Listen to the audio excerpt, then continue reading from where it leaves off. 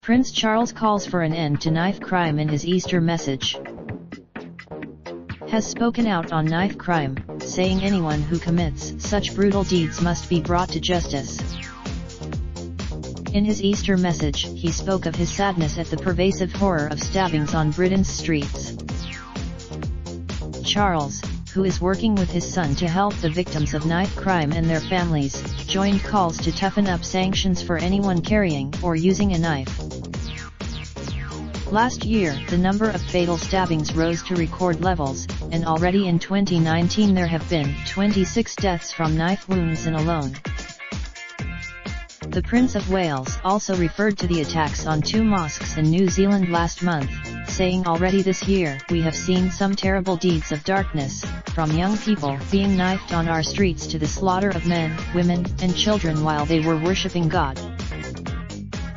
There are times when it can feel as if the light has gone out of the world and darkness reigns. But Easter gives up. Throughout my own life, it has been a humbling experience to meet and to listen to people who have suffered the most terrible personal tragedies. The way they have grieved and turned their grief into action to help others in the most extraordinary way is an example of the light overcoming the darkness.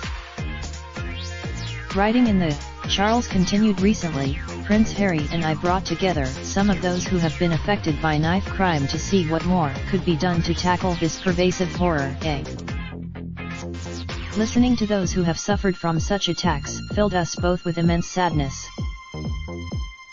But their remarkable determination to move forward and address the causes of such crime and to find solutions was, for me, yet another example of the light shining in the darkness.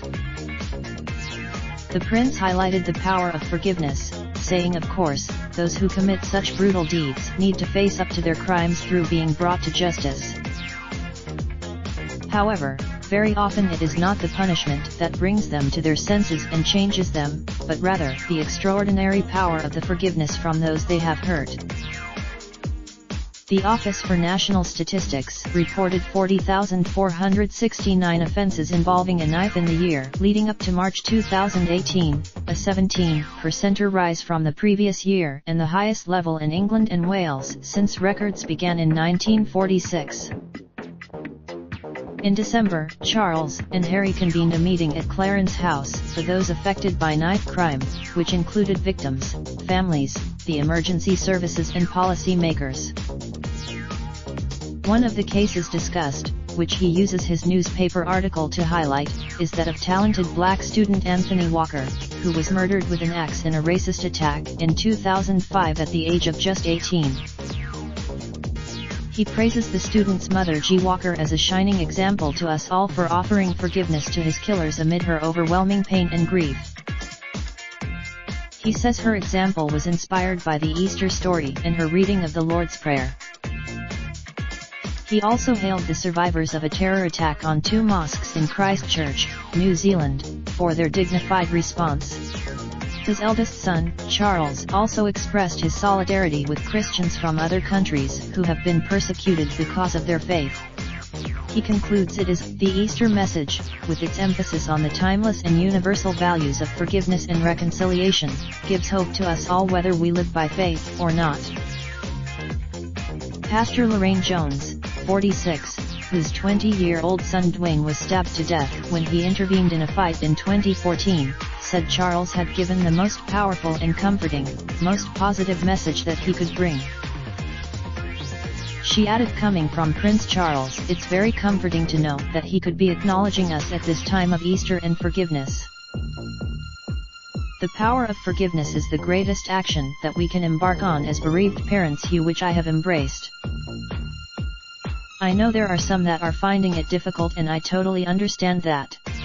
But I am feeling it. Pastor Lorraine was named the Daily Mail Inspirational Woman of the Year last month during a gala at the Marriott Hotel in Mayfair.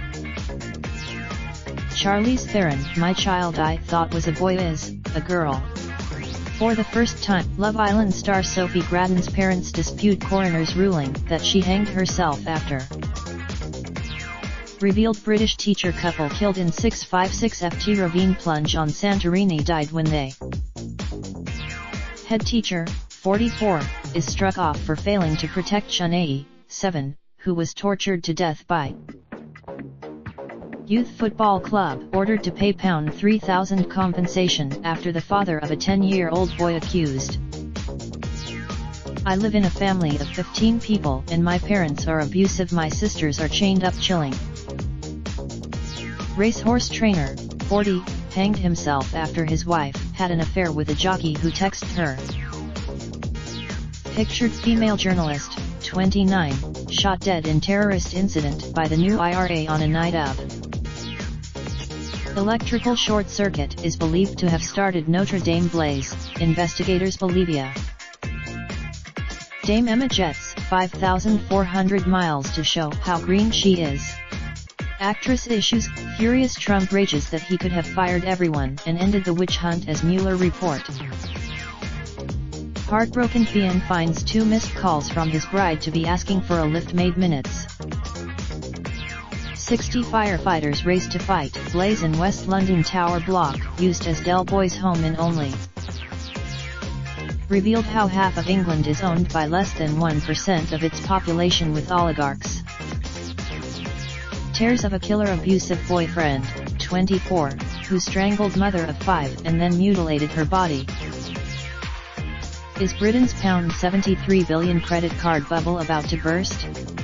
Bank of England. Raindrop, drop top, smoking, no cooking the hot pot. Fucking on your bitch, yeah, that. Looking up, open the park, pot.